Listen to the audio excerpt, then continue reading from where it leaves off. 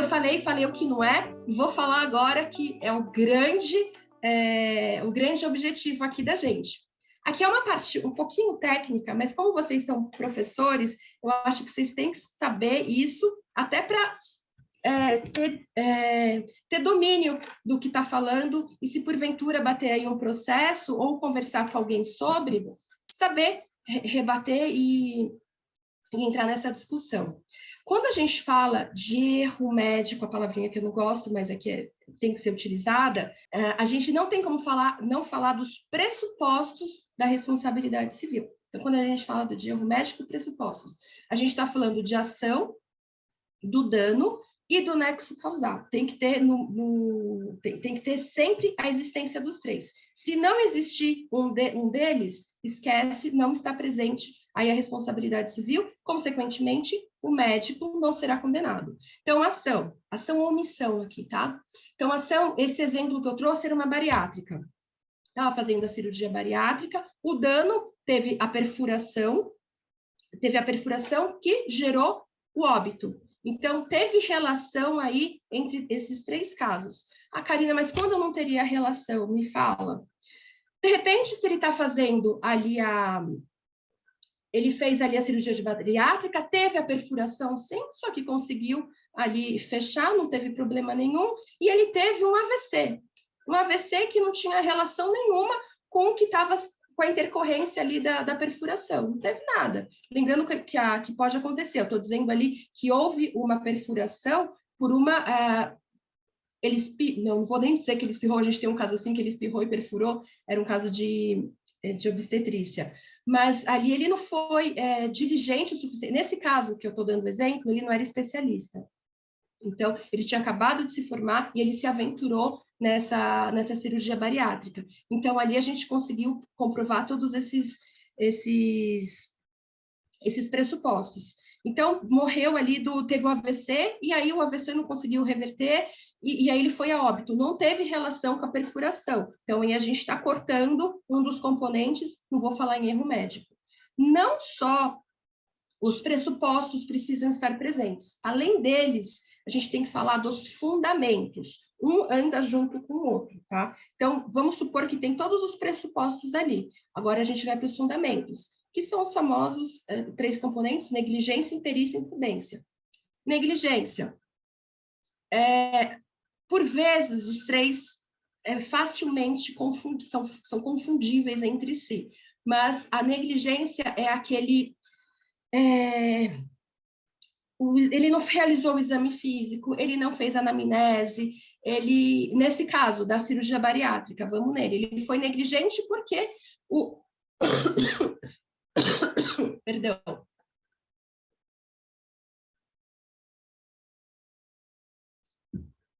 Porque não foi solicitado todos os exames que deveriam, não foi feito todo aquele acompanhamento, aquela bateria da equipe interdisciplinar necessária. Uma imperícia está muito ligada, com especialidade. A gente sabe que o CFM, ele permite que todo médico atue em todas as especialidades, desde que se julgue apto para fazê-lo. Aqui, nesse caso, ele era um recém-formado que se aventurou, no caso aqui que foi, dentro de uma cirurgia bariátrica, e acabou causando esse dano. Então, vai ser analisado, por mais que ele não tenha especialidade e não precise, ele foi imperito pela falta de qualificação para fazer aquele ato. Então, não houve juntada de certificados, não só de especialização, de título, mas como do dia a dia, dos inúmeros cursos que estão à disposição e que poderia qualificá-lo para tanto, porque se ele se julgasse apto, e de fato fosse, a gente não teria problema nenhum aqui. Lembrando que o CFM, ele está cada vez mais exigente com essa questão da especialidade. Por enquanto, a gente sabe, o CPEP, o Código de Processo Ético Disciplinar, ele acabou de ser alterado agora, não faz um mês ainda, perto disso. Ele tem em alguns momentos, ele parece que iria falar sobre especialidade, mas ainda não está falando. Eu creio que isso seja algo que vai mudar no futuro bem próximo, E a gente está dizendo também de resoluções que acabaram de sair, da telemedicina, que também super recente. Ali já está falando de especialidade, que tem que ter o título registrado. A gente também está falando de reprodução assistida, em determinadas circunstâncias precisa da mesma forma. Então, algumas resoluções, o CFM já está dando ali a dica para a gente, olha, em breve vai precisar dessa especialização. Então, já está relativizando aquilo que está no código. Então, é só que na verdade, um asterisco no sentido da importância da gente ficar de olho nisso. E imprudência, aquele que não é recomendável pela literatura ou agir com pressa. O que poderia ser aqui a imprudência? Essa pessoa não tinha um MC necessário para se fazer a bariátrica, ou ela estava com uma infecção, e mesmo assim ele insistiu em fazer o procedimento. Então, lembrando sempre os pressupostos com mãos dadas aqui. E aqui eu não preciso ter os três, tá? Lá nos pressupostos, os três têm que estar presentes. Aqui não. Aqui um deles já me justifica a responsabilização do médico pelos atos que ele efetuou. Dito isso, aí é a minha pergunta a vocês. Um paciente que teve material cirúrgico esquecido dentro da cavidade abdominal, será que ele foi, esse paciente, vítima de erro médico? Aí, como todo bom advogado, a resposta é depende, mas aqui não vai ser depende, não. É um caso que, eu já vou passar para o próximo slide, mas é um caso verídico nosso, ele aconteceu em 2015, 15 ou 16, e eu que fiz todo esse atendimento. Por que eu digo atendimento? A gente tem um 0800, que ele vai ser disponibilizado para vocês, aí através da corretora do Márcio e do Fábio, e esse 0800 é sempre um advogado que está aqui do outro lado, 24 horas, advogado especializado, disponível para sanar qualquer tipo de dúvida no dia a dia do médico. Então, ele está lá no pronto-socorro, estou com dúvida no preenchimento do prontuário de determinada circunstância que aconteceu, o que eu faço? Ele pode ligar e a gente vai sanar aquela dúvida para ele. Estou com dúvida os familiares estão pedindo um acordo aqui numa cirurgia que eu fiz. O que eu devo fazer? A polícia está aqui no meu PS questionando. O que eu faço? Ou algo que está acontecendo muito é violência à criança. Na semana passada eu peguei muita dúvida a respeito disso. Então, o médico ele não é treinado para isso. O que ele faz? Então, ele entra em contato conosco, a gente sana essa dúvida. E nesse caso, ele era um politrauma de um acidente com motocicleta. Ele chegou no hospital e teve que ir para a cirurgia. Tiveram que fazer esplenectomia e também estava com sangramento abdominal que não estavam localizando ainda o que era. Então, foi uma cirurgia muito comprida e, em determinado momento, era depois de 6 ou 7 horas, o paciente estava rebaixando. E aí o anestesista falou, não vai dar mais, a gente vai ter que fechar, vamos encerrar. E tinha as condições de encerrar. Entretanto, a pontinha do bisturi, aí o RC material, produto, perdão, quebrou. Nisso que quebrou, ficou perdido dentro da cavidade. Não, eu estou dizendo que é pequenininho, mas não era tão pequenininho, era mais ou menos assim. E ficou perdido. Eles tentaram localizar, estava rebaixando o paciente, não tinha outra alternativa, fecharam com o material lá dentro, sabendo daquele material. Isso eu estou dizendo da quebra, podia ter sido, enfim, gás, compressa, mas fecharam sabendo.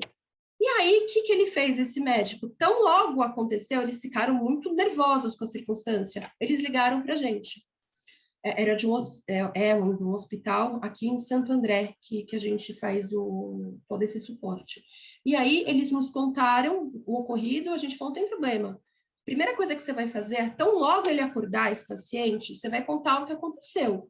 Que, de fato, ele está bem, contar, né, do baço, do que aconteceu, e dizer desse acidente aqui que ocorreu, e tão logo haja as circunstâncias favoráveis, vai se fazer novamente o procedimento para retirar aquilo, se necessário, inclusive, porque porventura poderia ser que não.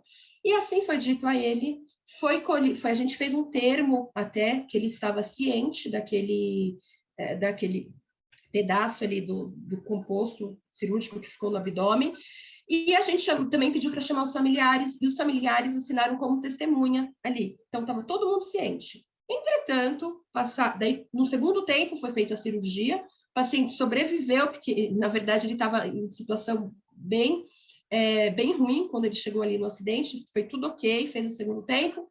Entretanto, passado uns 3 anos, um pouquinho mais até, ele entrou com processo. E aí dizendo que foi esquecido, enfim, fez eles costumam fazer ali na petição inicial, que é a peça vestibular, acusatória, um verdadeiro novela. Então, muitas vezes, até quando o médico recebe aquilo pela primeira vez, ele não consegue chegar no final, porque é tão emocional que acaba comovendo, né? Principalmente o juiz, aquilo é algo bem pesado. E ali a gente conseguiu a improcedência do caso, e ali eu só destaco essa parte aqui. Não sofre danos morais o paciente que tão logo se recupera da cirurgia de urgência é informado de que parte do material cirúrgico foi deixado no seu organismo. Então, ele sabia, foi algo informado a ele, e mesmo assim ele entrou. É claro, isso aqui é um RESP, tá? RESP, a gente está falando aqui de recursos depois da sentença original. Então, ele apelou depois, teve embargos, tiveram vários recursos, até que o RESP ele findou com a discussão nesse sentido. Então, a importância dele estar...